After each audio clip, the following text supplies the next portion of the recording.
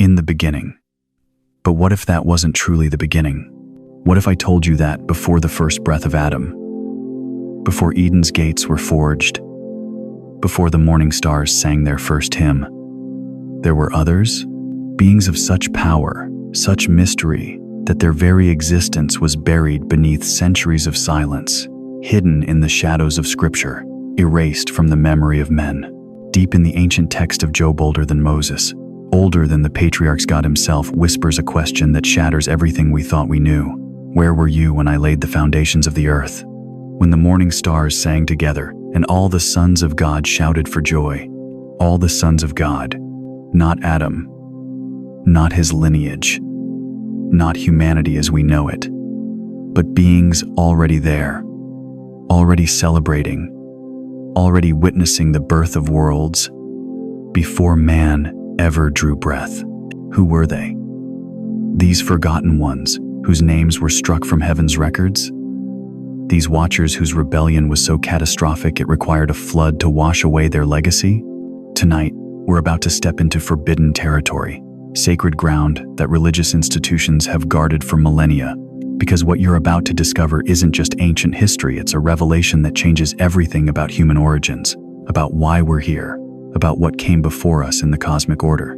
The Book of Enoch speaks their names, the Dead Sea Scrolls preserve their secrets, and Genesis only tells you what survived.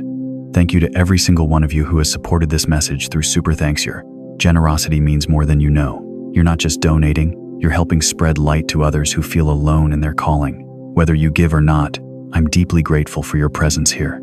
Your support, your time, your attention, it all matters. And if this message resonates with your soul, go ahead and share it with someone searching for truth. But I must warn you, once you see what was hidden before Adam, you can never unsee it. Once you know who the sons of God truly were, the entire biblical narrative transforms before your eyes. Are you ready to discover what they tried to erase from history? Because what's been buried for thousands of years is about to rise. The sons of God, the forbidden creation mystery they hid before Adam. Close your eyes. Feel the weight of eternity pressing against your spirit. There was no light piercing the darkness, no dust waiting to be shaped, no garden planted eastward in Eden. Only the breath of the Almighty moving across the face of the deep, and something else, something watching. In the beginning, God created the heavens and the earth. These words have echoed through millennia. Yet, what if they are not the true beginning? What if Genesis opens not with the first page of creation, but with chapter 2 of an older, more mysterious story? Deep in the ancient text of Job, older than Moses, older than the patriarchs, older than the very foundations of Israelis, a verse that shatters our understanding of creation itself. God, speaking from the whirlwind, poses a question that pierces through time. Where were you when I laid the foundations of the earth? When the morning stars sang together, and all the sons of God shouted for joy? Pause. Let that settle into the depths of your soul. All the sons of God. Not Adamhe had not yet been formed. Not his lineage, they had not yet been conceived. But beings already there, already present, already celebrating as the cosmos took shape beneath the Creator's hands. Who were these witnesses to creation? These voices that sang before the first human throat ever drew breath? These sons of God whose joy echoed through the void before Eden's rivers began to flow? The Hebrew text calls them B'nai Elohim, a term so sacred, so loaded with divine mystery, that it appears only in the most profound moments of Scripture, not angels in the way we imagine them, not mere messengers fluttering through clouds. These were beings of such magnitude that their very presence at creation's dawn suggests a reality far grander and more terrible than we have ever dared to imagine. Think of it this way: if you were to witness the birth of a universe, would you not remember? Would such a moment not be seared into your very essence? And if these sons of God were there at the beginning, shouting for joy as stars ignited and planets spun into their orbits, then their existence predates everything we call human history. But here lies the mystery that has haunted theologians for centuries. If Adam was truly the first man, the beginning of God's relationship with humanity, then how were these sons of God already present? How were they already established in the divine order before the first breath of life entered mortal lungs? The silence of Genesis becomes deafening. Between verse 1 and verse 2 of the first chapter, between "in the beginning God created, and the earth was without form and void," lies a chasm of untold eons. What happened in that space between creation and chaos? What occurred in the span between the initial creative act and the formless, empty world that required God's Spirit to move upon the waters? Ancient Jewish mystics whispered of worlds before worlds. The Talmud speaks of civilizations that rose and fell before Adam ever opened his eyes. The Zohar, that fountain of Kabbalistic wisdom, suggests that our reality is built upon the ruins of previous creation attempts that were somehow incomplete, somehow flawed, somehow necessitating a new beginning. Could it be that these sons of God were inhabitants of that earlier creation, witnesses not just to our world's formation, but survivors of what came before, beings who watched as previous realms crumbled and new ones emerged from the cosmic dust? The Book of Enoch, treasured by early Christians and referenced by the Apostle Jude himself, speaks of watchers, mighty beings appointed to observe and guard the unfolding of divine plans. But observation, as we shall see, became intervention. Guardianship became transgression, and joy became judgment. Picture this: before the Garden of Eden bloomed in eastern splendor, before Adam's hands first touched the bark of the tree of life, there existed a realm where divine beings dwelt in perfect order. A creation where sons of God walked in unbroken fellowship with their Creator, where knowledge flowed without corruption, where power served only love. But something went wrong, something so catastrophic that it required not just judgment, but erasure, not just punishment, but silence. The very fact that their story exists only in fragments, in hints, in shadows cast by other narratives, suggests that their tale was deliberately buried beneath the sediment of sacred history. Why would the inspired authors of Scripture remain so silent about beings whose existence clearly predates human history? Why does the Bible offer us glimpses of their glory only to veil their origins in mystery? Could it be that their story was too dangerous to tell in full, too devastating to record completely? Yet the evidence remains, scattered like ancient artifacts across the landscape of Scripture. In Daniel, we glimpse princes assigned to nations, beings of such authority that they can delay even angelic messengers. In Psalms, we read of a divine council where God renders judgment among the gods. In Ezekiel, we see covering cherubs who once walked among the stones of fire but fell from their sacred positions. The pattern emerges like a constellation in the night sky. These were not created as afterthoughts or additions to an already complete universe. They were integral to creation's original design, woven into the very fabric of divine order. They were there when the cornerstone was laid, when the measurements were taken, when the boundaries were set, and then silence. A silence so profound, so complete, that their memory was nearly erased from the sacred record. Only echoes remain, reverberating through the halls of Scripture like distant thunder, reminding us that the story we know may only be the second movement of a far grander symphony. The implications wash over us like waves against an ancient shore. If these sons of God existed before Adam, if they witnessed creation's dawn and participated in its unfolding, then everything we thought we knew about beginnings must be reconsidered. The Garden of Eden becomes not the origin of all things, but a restoration project. Adam becomes not the first of his kind, but the first of a new kind. And humanity's purpose shifts from being the crowning achievement of creation to being the hope of its redemption. Comment 777 if your soul feels like it remembers something older than dust, something that stirs when you hear these ancient names, something that recognizes the weight of forgotten glory. But this is only the beginning of our journey into the hidden mysteries of Scripture. For if the sons of God were present at creation's dawn, what happened to cause their fall? What transgression was so severe that it required a flood to wash away its consequences? What knowledge did they possess that was too dangerous for mortal minds? The answers await us in the shadows of the next revelation, where we will discover how these watchers became wanderers, how guardians became rebels, and how the fate of two realms, heaven and earth, became forever intertwined through an act of forbidden love that changed the course of history itself. They were not angels, and they were not men.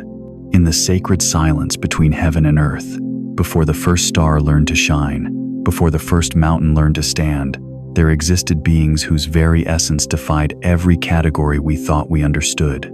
They were neither the winged messengers of Sunday school paintings, nor the dust-born children of Adam's line. They were something other, Scripture calls them the Bene Ha-Elohim, the sons of God, not metaphorically, not poetically, but literally, genetically, spiritually, the offspring of divine essence itself. And tonight, as we peel back the ancient veils that have hidden their existence for millennia, you're about to discover why their story was buried so deep that most believers have never heard their names whispered from any pulpit. Listen carefully to the Hebrew words that dance beneath our English translations, for they carry secrets that translators dared not fully reveal. When the psalmist writes in Psalm 82, "God stands in the assembly of the gods. He renders judgment among the gods," he's not speaking in riddles or religious metaphor. He's documenting a divine reality that existed before Genesis ever put pen to parchment. Picture, if you will, a celestial council chamber vast beyond human comprehension. Not built of stone or gold, but woven from the very fabric of eternity itself. Here, in this sacred assembly, the Almighty takes his seat not alone, but surrounded by beings of such radiant authority that they themselves bear the title Elohim gods with a lowercase g, yet divine nonetheless. These were the Watchers, the ancient texts tell us.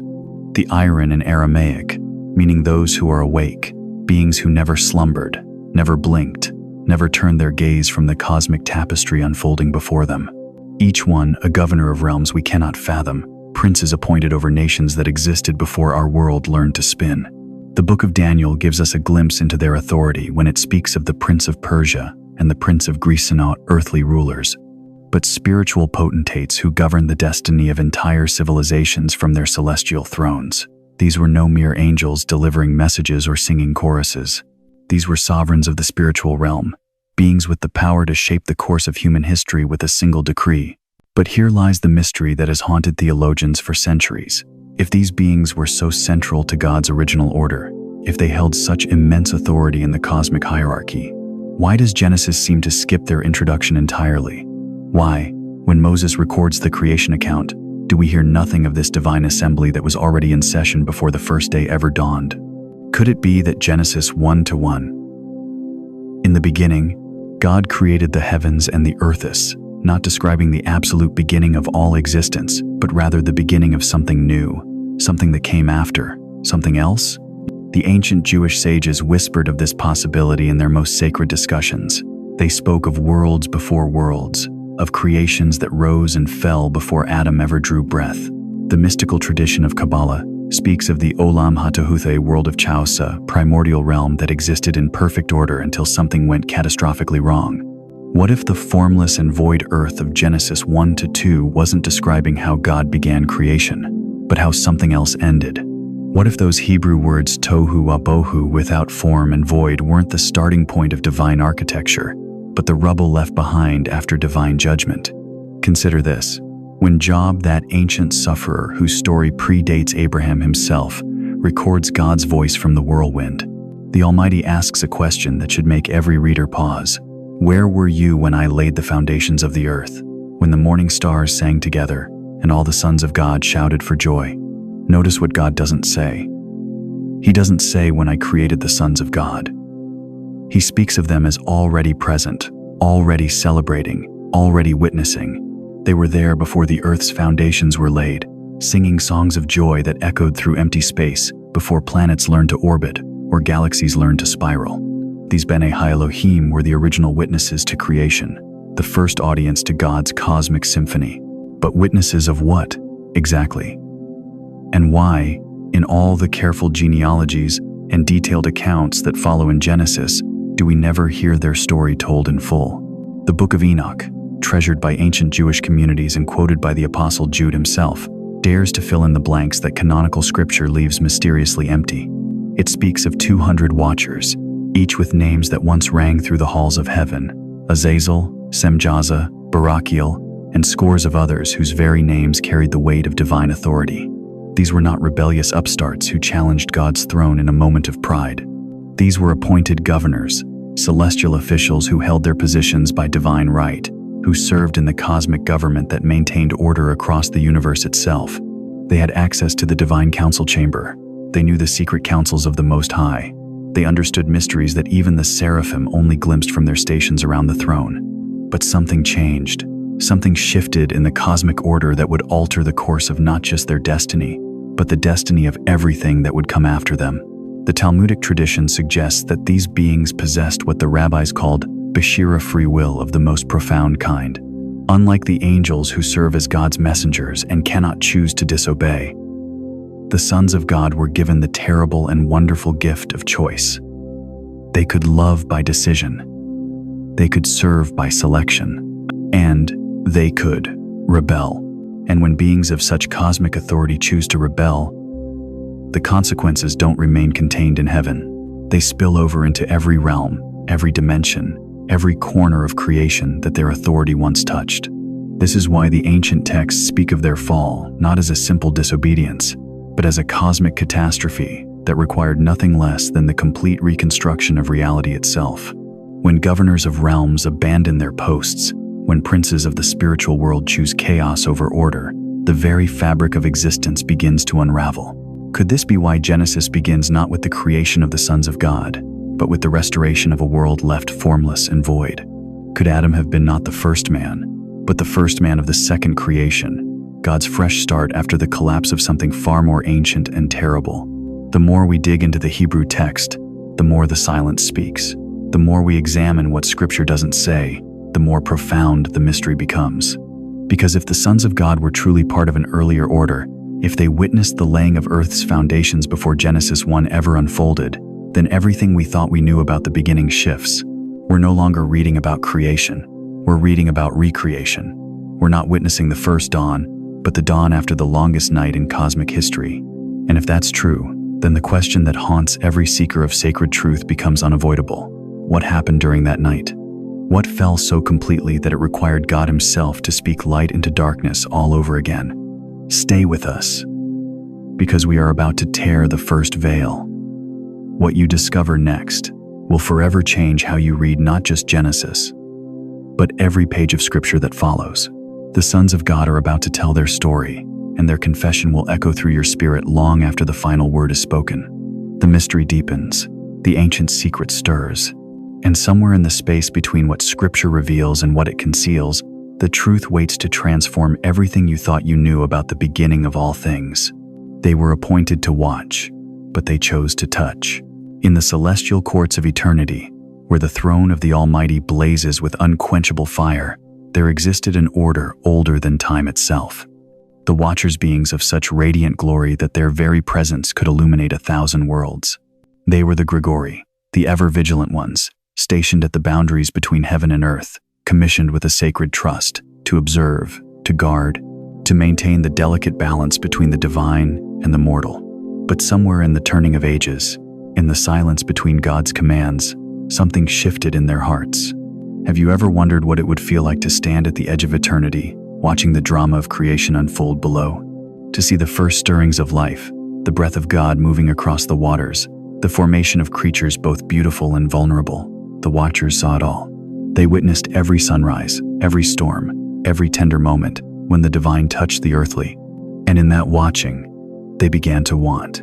The Book of Enoch, treasured by ancient Jewish communities and quoted even by the apostles themselves, pulls back the veil on this cosmic tragedy. These weren't rebellious demons emerging from darkness. These were princes of heaven, beings who had walked in the presence of God Himself, who had sung in the celestial chorus, who had carried the very words of the Almighty across the cosmos. Semjaza, their leader, whose name means my name, has seen as if he carried the very vision of God within his essence. Azazel, whose knowledge of divine metallurgy would later corrupt the earth with weapons of war. Barakal, who taught the reading of the stars, turning divine astronomy into human astrology. Kokabel, keeper of the celestial mysteries. Ezekiel, master of cloud knowledge. Arachiel, who understood the signs of the earth. These were not random rebels. They were specialists in the divine order, each entrusted with sacred knowledge that held the very fabric of creation together. But as they watched the sons and daughters of men below vulnerable, beautiful, struggling with their newfound consciousness, something stirred within these celestial beings that had never been felt before in the courts of heaven. Compassion, or was it something darker? Was it desire masquerading as mercy? And it came to pass when the children of men had multiplied, that in those days were born unto them beautiful and comely daughters, the ancient text whispers, and the angels, the children of the heaven, saw and lusted after them, and said to one another, "Come, let us choose us wives from among the children of men, and beget us children." Can you hear the tension in those words? The wrestling between divine purpose and forbidden longing? These beings, created to serve the Most High without question, without desire, without agenda, suddenly found themselves pulled by emotions they had no framework to understand. Simjaza, trembling with the weight of what he was about to propose, spoke words that would echo through eternity. "I fear ye will not indeed agree to do this deed, and I alone shall have to pay the penalty of a great sin." Even in rebellion, there was awareness. Even in the moment of crossing the ultimate boundary, they knew the cost. And so they swore an oath, 200 of them binding themselves together in mutual destruction, because they understood that what they were about to do would change not just their destiny, but the very nature of reality itself. They descended. Picture that moment, the sky splitting open like a torn veil, beings of pure light taking on form, taking on flesh, crossing from the realm of the eternal into the realm of time. The very air would have trembled. The earth itself would have groaned under the weight of such a cosmic violation. But they didn't come empty-handed. This is where the story takes a turn so dark, so devastating, that its implications still ripple through our world today. Because the Watchers didn't just take wives, they became teachers. They shared knowledge that was never meant for human minds, secrets that belonged only in the throne room of God.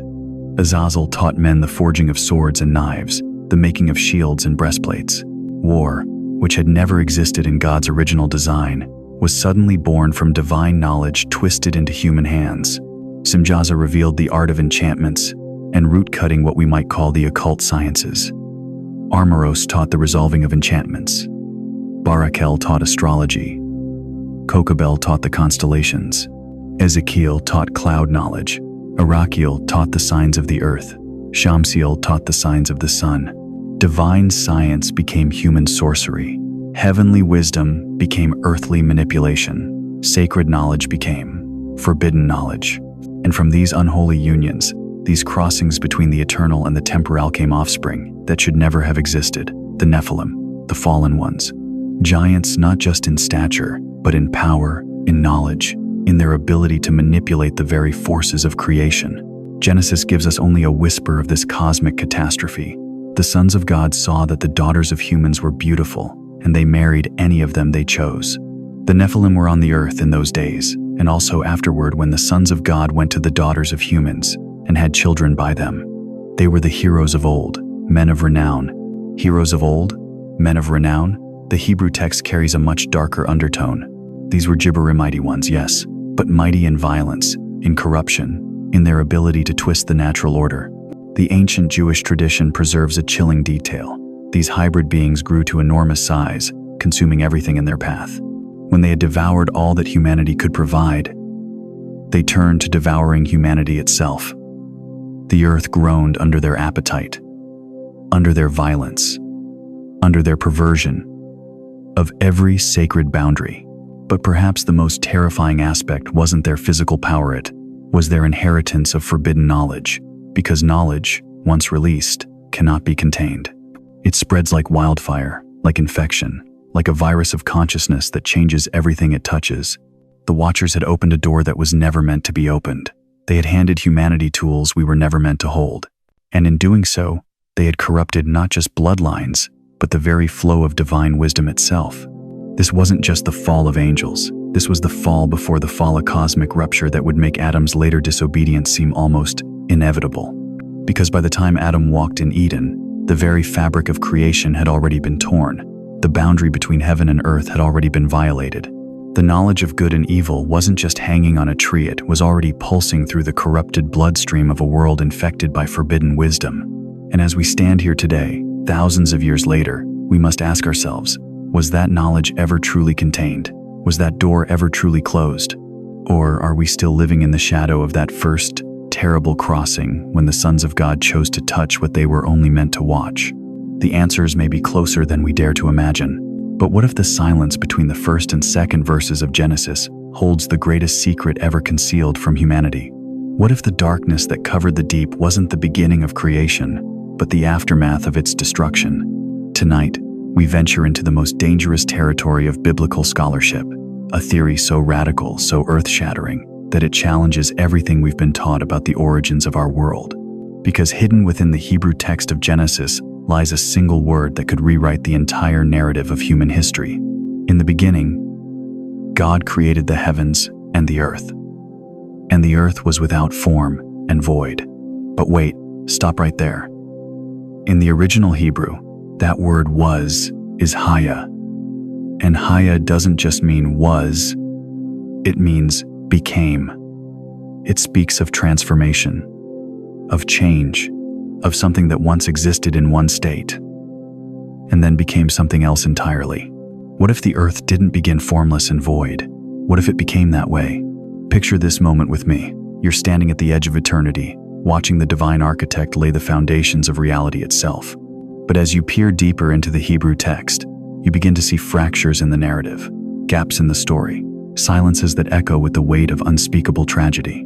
And the earth became without form and void, and darkness was upon the face of the deep. These are not the words of pristine creation. These are the words of judgment, of cosmic catastrophe, of a world that once was, and then was no more. Ancient Jewish rabbis whispered of this possibility in their most sacred discussions. The Midrash speaks of worlds that existed before our world, worlds that God created and destroyed. 7 attempts at creation, they said, before the one we know took shape, not because God lacked power, but because something went so terribly wrong that divine mercy required a complete restart. Could it be that Adam wasn't the first man ever created, but the first man of the second creation? The ancient Mesopotamians knew this story. In their epic of creation, the Enuma Elish, they spoke of primordial chaos, of waters that once covered a world in darkness before the gods brought forth light. The Egyptians told of the Zeptepi, the first time, when divine beings ruled the earth before a great catastrophe buried their civilization beneath the sands of time. These weren't myths, they were memories, fragments of a truth so profound that it survived the destruction of the very world it described. In Genesis gives us the aftermath, the cleanup, the divine restoration project. And the Spirit of God moved upon the face of the waters, not creating from nothing but hovering, like a mother bird over a nest that has been violated, like a creator surveying the ruins of something once magnificent, preparing to breathe life into death once more. But here's where the mystery deepens beyond anything we've explored so far. Because if there was indeed a world before Adam, then what happened to it? What kind of rebellion? What kind of cosmic war? What kind of divine judgment could have been so complete, so final, that it left the earth tohu wabohu, utterly waste and void? The book of Jeremiah gives us a terrifying glimpse. I beheld the earth, and lo, it was without form and void, and the heavens, and they had no light. I beheld the mountains, and lo, they trembled, and all the hills moved lightly. I beheld, and lo, there was no man, and all the birds of the heavens were fled. This is not a vision of creation. This is a vision of uncreation, of judgment so complete that it erased not just life, but the very memory of life. And then, in the silence that followed, God spoke again. Let there be light, not the first light ever created, but the first light of a new beginning, a divine reset, a cosmic second chance. This is why Adam was formed from dust, not light. Why humanity was given dominion over a world that bears the scars of ancient catastrophe. Why we find fossils and geological layers that speak of ages before recorded history. Because we're not the first. We're the restoration, the sons of God, those mysterious beings who shouted for joy at creation's foundation. They remember. They were there when the first world fell. They witnessed the judgment that reduced paradise to chaos. And some of them, according to the ancient texts, made a choice that would echo through eternity. They looked upon the new creation, this second attempt at divine human fellowship, and they decided to intervene once more. Could it be that the flood of Noah was not the first great deluge, but the second? An echo of that primordial judgment that wiped away the world before Adam. The ancient texts suggest that Noah's flood lasted 40 days and nights. But the waters that covered the pre-Adamic world, those may have lingered for eons, until the Spirit of God finally moved to restore what had been lost. This is why the earth feels ancient beneath our feet, why we find evidence of ages we cannot explain, why certain places on this planet carry an atmosphere of mystery, of memory, of something that was and is no more. We're walking on the rebuilt foundations of a world that fell before we ever drew breath. And if this is true, if Adam truly was the first man of a second creation, then what does that make us? Are we inheritors of a divine experiment? Living reminders of God's determination to see love triumph over rebellion? Proof that even when creation fails catastrophically, the Creator never gives up on his desire for fellowship with conscious beings who can choose to love him back. The sons of God knew this secret. They carried the memory of what came before. And perhaps, just perhaps, that knowledge was both their greatest burden and their most dangerous weapon, because to know what was lost is to hunger for its restoration. And sometimes, that hunger can drive even heavenly beings to choices that shake the very foundations of reality itself. But their story is far from over, because if the gap theory is true, if there truly was a world before Adam, then the descent of the sons of God takes on an entirely new meaning. They weren't just rebelling against divine law. They were trying to bridge two creations, to restore what was lost, to bring together the old and the new in ways that God had never intended. And the consequences of that choice, they're still unfolding today. But what if we've been asking the wrong question entirely? What if the sons of God were not angels who fell, but souls who descended? What if before flesh wrapped around bone, before breath-filled lungs, there existed something far more ancient, far more luminous, sparks of divine consciousness floating in the endless sea of eternity? Close your eyes for a moment. Feel the weight of your years, the memories that seem older than your body can hold. Have you ever wondered why your soul feels ancient while your flesh grows frail? Why some truths resonate in your spirit before your mind can grasp them? Why certain sacred moments feel like remembrance? Deep within the mystical traditions of ancient Judaism lies a teaching so profound, so dangerous to conventional thinking, that it was whispered only in the shadows of synagogues, passed down through generations of rabbis who understood that some truths are too vast for casual ears. They called it the doctrine of pre-existent souls. According to the sacred mysteries of the Kabbalah, before the world was formed, before matter condensed from the void, the infinite one, the Ein, Sof-emanated sparks of divine consciousness. These weren't created beings in the way we understand creation. They were emanations, fragments of the divine light itself, flowing through the cosmic tree of the Sephirot like rivers of liquid fire. Picture it. Countless souls of pure light, dwelling in the upper realms, bathed in the direct radiance of the Most High.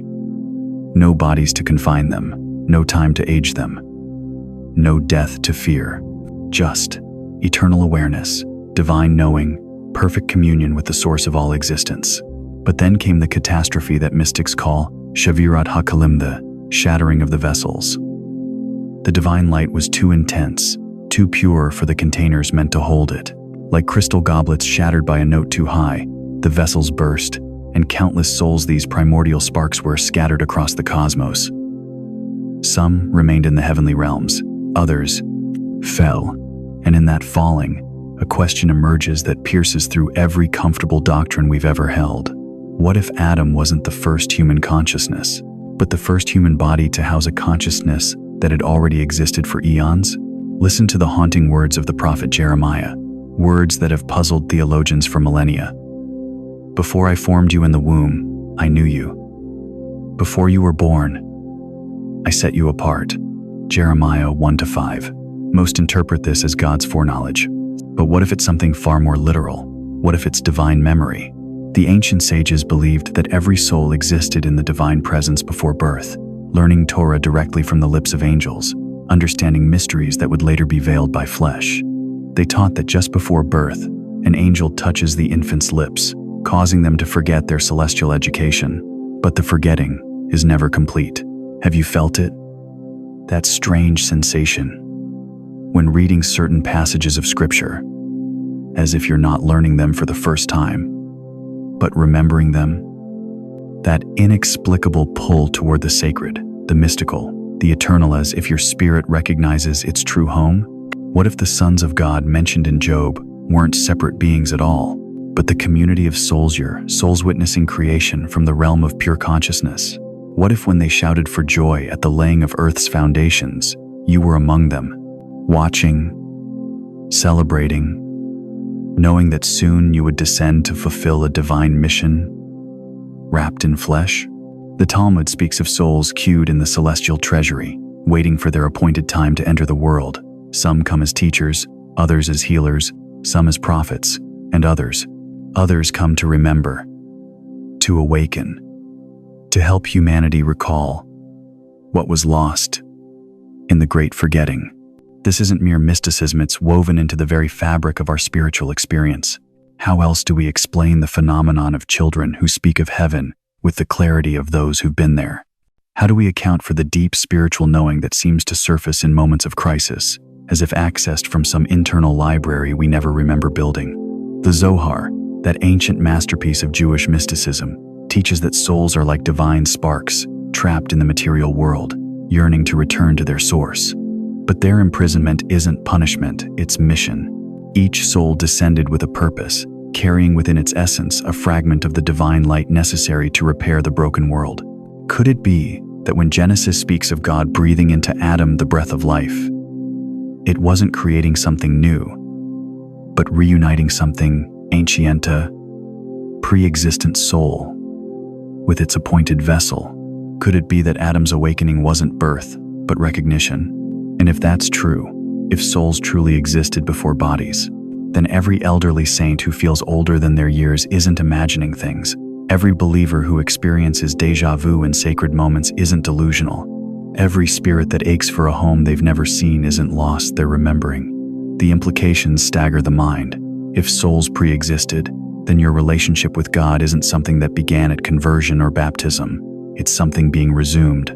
Your spiritual hunger isn't weakness, it's homesickness. Your sense that this world isn't your true home isn't escapism, it's accurate memory. But here's where the mystery deepens beyond comfortable theology into something that will leave you staring into the night sky with new eyes. If souls truly descended from the realm of divine light, if the sons of God were these primordial beings of consciousness witnessing creation, then some of them chose to fall not out of rebellion, but out of love. Love for humanity, love for the divine plan, love for the mission of redemption that could only be accomplished by souls willing to forget their glory and enter the limitations of flesh. What if the greatest heroes of faith, Abraham, Moses, David, the prophets, weren't just good men chosen by God, but ancient souls who volunteered for the hardest missions, souls who descended knowing they might spend lifetimes searching for what they once possessed naturally? And what if right now, as you listen to these words, something in your spirit is stirring, not because you're learning something new, but because you're remembering something eternal? What if the reason biblical mysteries fascinate you isn't curiosity, but recognition? The mystics believed that in the final days, the veils would grow thin, that souls would begin to remember, that the divine sparks scattered by the great shattering would start to recognize each other, start to recall their true mission, start to prepare for. But we're getting ahead of ourselves. Because if souls truly pre-existed, if the sons of God were these primordial beings of light, then we must ask the most dangerous question of all. What became of the souls who remained in the realm of pure spirit, while their brothers and sisters entered the world of flesh and blood and tears? The answer will shatter everything you thought you knew about the spiritual realm, about angels and demons, about the very nature of the cosmic war that rages around us even now. Judgment didn't strike the earth, it struck the sky. In the courts of eternity, where silence weighs heavier than thunder, a verdict was rendered that would echo through every age. The watchers, these sons of God, who had abandoned their first estate now, faced the consuming fire of divine justice. But this was not the justice of men, swift and final. This was the justice of the Almighty, measured in eternities, sealed in darkness deeper than the grave. The Book of Enoch, that ancient chronicle whispered in the shadows of Jewish mysticism, records what the canonical scriptures only hint at. There, in words that burn like coals from the altar, we read of a punishment so severe it defied comprehension. These beings who once stood in the councils of heaven, who witnessed the laying of earth's foundations, who sang with morning stars they would be bound, not in chains of iron or bronze, not in prisons built by human hands, but in spiritual fetters forged by the very word that spoke worlds into existence. Listen to how the Apostle Jude, writing under divine inspiration, captures this cosmic imprisonment, and the angels who did not keep their proper domain, but left their own abode. He is reserved in everlasting chains under darkness for the judgment of the great day. Everlasting chains, under darkness. Can you feel the weight of those words? Can you sense the absolute finality, the irreversible nature of their sentence? These were not temporary consequences. This was eternal containment of beings whose rebellion had threatened the very order of creation itself. But where? Where does one imprison entities of such immense power? Where can the Creator confine those who once walked among the stars?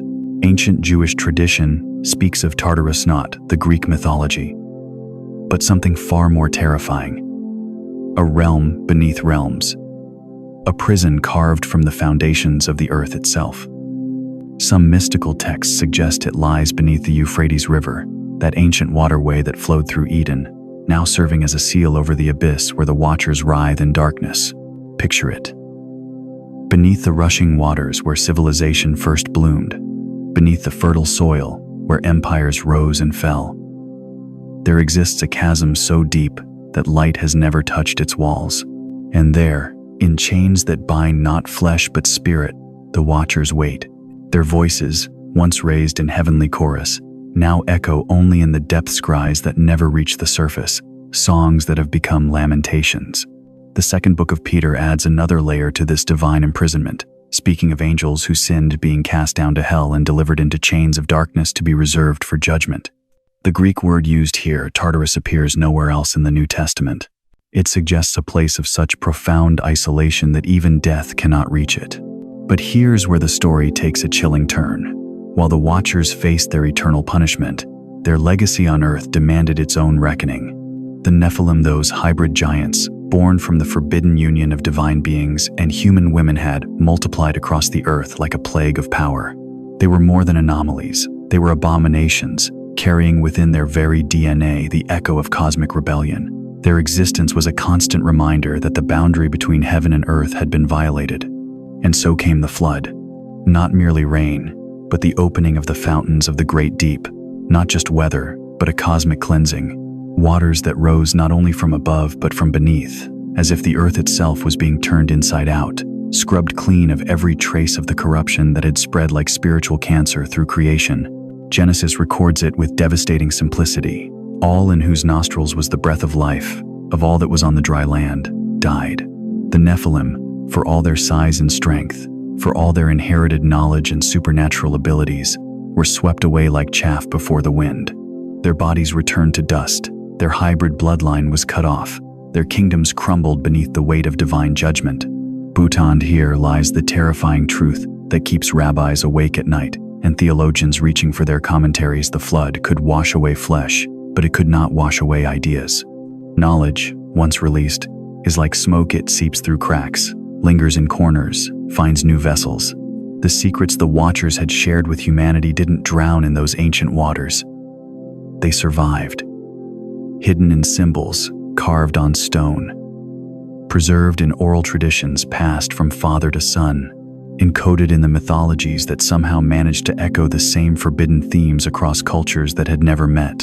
The Watchers were bound, yes. The Nephilim were destroyed, certainly. But the intellectual poison they had introduced into human consciousness, that proved harder to eliminate. Consider this. After the flood, when Noah's family stepped onto dry ground and began to repopulate the earth, why do we still find traces of the old knowledge? Why do ancient civilizations separated by continents and centuries still tell stories of sky gods who mated with earth women? Why do they speak of giants, of forbidden wisdom, of divine beings who taught humanity arts that perhaps should have remained hidden? Because God, in his perfect justice, punished the criminals but allowed the lesson to remain. The knowledge of good and evil, once unleashed in Eden, could not be stuffed back into its shell. The technological and spiritual secrets shared by the Watchers became part of humanity's dark inheritance, a reminder of what happens when divine boundaries are crossed. And so we arrive at a paradox that should make every believer tremble.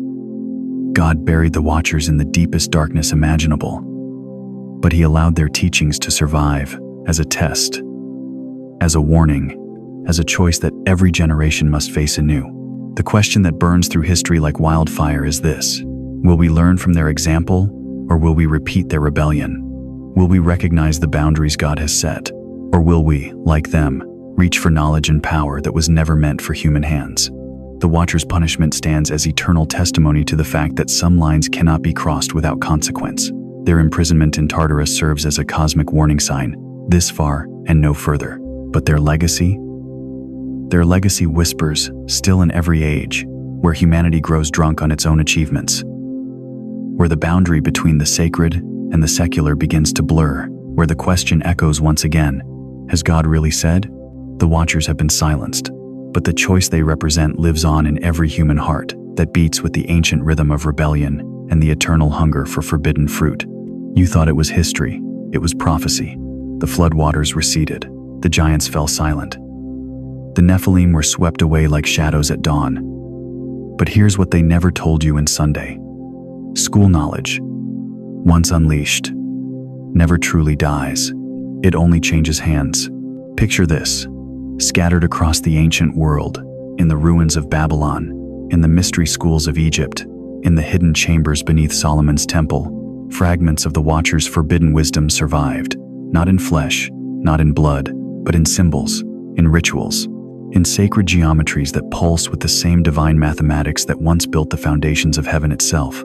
The Book of Jubilees whispers of this survival. It tells us that after the flood, Noah's sons carried more than just animals and seeds into the new world. They carried memories, whispers, sacred technologies encoded in stone, etched into the very blueprints of civilization. And from these fragments, something began to grow in the shadows of history. The Freemasons, the Rosicrucians, the ancient mystery schools of Alexandria and Athens. These weren't just philosophical societies gathering to debate theology over wine. They were guardians, custodians of knowledge too dangerous to speak aloud, too powerful to abandon, too sacred to forget. Walk into any Masonic lodge today, and you'll see it everywhere. The compass and square sacred geometry that the Watchers once used to map the heavens. The all-seeing eye, the divine vision that pierced through dimensions. The pillars of Yakin and Boaz echoing, the very supports that held up Solomon's temple, where ancient wisdom was said to be stored in vaults beneath the Holy of Holies. But this isn't coincidence. This is preservation. The Rosicrucians speak openly of their mission: to guard the ancient wisdom until humanity is ready to receive it again. Ready for what? Ready for the same fire that once shattered heaven's order to be rekindled in human hands. Look closer at their symbols. The rose and the cross, not just Christian imagery, but alchemical formulas. The rose represents the unfolding of divine consciousness. The cross represents the intersection of heaven and earth. Together, they form a blueprint for transformation, the same transformation the Watchers once promised Eve in the garden. And the ancient mystery schools? Pythagoras didn't just discover mathematical theorems. He unlocked harmonic frequencies that the Watchers once used to tune the music of the spheres. Plato's Academy wasn't just a school of philosophy, it was a repository for sacred technologies disguised as abstract thought. The Kabbalists speak of this openly in their mystical texts. They call it the breaking of the vessels, the moment when divine light became too intense for creation to contain. Some of that light scattered into sparks, hidden in matter, waiting to be gathered again. But who would do the gathering? Who would have the knowledge to recognize these divine fragments? The initiates, the keepers, the secret brotherhoods who traced their lineage not to human teachers, but to those who once walked between worlds. Now, here's where it gets chilling. Those sacred geometries, they're embedded in our technology today. The microchips in your phone follow patterns that mirror the sacred mathematics found in ancient temples. The algorithms that run our digital world operate on frequency principles that would have been familiar to the Egyptian priests of Thoth. The internet itself, a web of invisible connections spanning the globe, carrying information faster than thought. Isn't this exactly what the Watchers promised? Universal knowledge, instant communication across any distance, the power to see and know all things. Look at Silicon Valley. Look at the tech giants reshaping our world. Notice how many of them use symbols in their logos that echo ancient mystery traditions. The apple with a bite taken out, is this just clever branding? Or is it a nod to the forbidden fruit, the original download of dangerous knowledge? Artificial intelligence, genetic engineering, quantum computing, virtual reality. We're not just advancing technologically, we're rebuilding the same tower the ancients once attempted. We're reaching again toward heaven, armed with tools that blur the line between human and divine. The frequencies that once allowed the Watchers to descend from heaven, we call them electromagnetic spectrums now. The sacred geometries that mapped divine dimensions, we call them quantum fields. The alchemical formulas for transformation, we call them genetic codes. The names have changed, the essence remains the same. And here's what should shake you to your core. We're not just using these technologies, we're being transformed by them. Our children spend more time in digital realms than physical ones. Our minds are being rewired by algorithms designed to predict and influence our thoughts. Our bodies are being enhanced with technologies that push the boundaries between natural and artificial. We are becoming something other than human, just as the Nephilim once were. The ancient mystery schools taught that history moves in cycles. What was once will be again. The same drama plays out across different ages, with different actors, but following the same eternal script. Could it be that we're not witnessing the dawn of a new age, but the return of a very old one? Are we approaching the same crossroads where the Watchers once stood, the moment when divine knowledge and human ambition converge in ways that threaten the very fabric of creation? The veil between worlds grows thinner with each passing day. Our technologies reach into dimensions our ancestors could only dream of. Our scientists speak casually of parallel universes, of bending time and space, of consciousness uploading and digital immortality. We are building with the same fire that once shattered heaven's order. And somewhere, in boardrooms and laboratories, in secret societies and digital networks, the ancient question echoes once again. What if we could become as gods? The Watcher's legacy lives on, not in stone tablets or golden artifacts, but in the very code that runs our world. The same knowledge that once corrupted the antediluvian age now pulses through fiber optic cables and satellite networks, reaching every corner of the earth. But as we stand on the threshold of this technological transcendence, one final question demands an answer that will determine not just our future, but our very souls. The corruption had spread too far. What began as forbidden knowledge had become something else entirely, a spiritual contagion that threatened the very fabric of creation itself. Look closely at the heart of God in Genesis 6, verse 5. The scripture doesn't say he was angry. It doesn't speak of divine rage or heavenly fury. Instead, it reveals something far more profound, far more heartbreaking. And God saw that the wickedness of man was great in the earth, and that every imagination of the thoughts of his heart was only evil continually. And it repented the Lord that he had made man on the earth, and it grieved him at his heart. Grieved him, not enraged him, grieved him. This is the wounded heart of a father watching his children become something they were never meant to be. This is divine sorrow over a creation so contaminated that its very essence had been altered beyond recognition. The Hebrew word used here for grieved is atzab, meaning to be deeply pained, to suffer emotional anguish, the same word used to describe the pain of childbirth. God was experiencing the agony of watching his creation die while still breathing. But what exactly had corrupted humanity so thoroughly that it broke the heart of the Almighty? The answer lies not just in what the Watchers taught, but in what their teaching had unleashed. When divine beings shared celestial knowledge with mortal minds, they didn't just transfer information, they transferred infection. Spiritual DNA that was never meant to merge with human consciousness had done exactly that. The Nephilim weren't just physically gigantic. They carried within them a hybrid nature that corrupted everything they touched. Their very existence was a violation of divine order, beings that belonged neither to heaven nor earth, yet ruled both through inherited power that was never theirs to wield.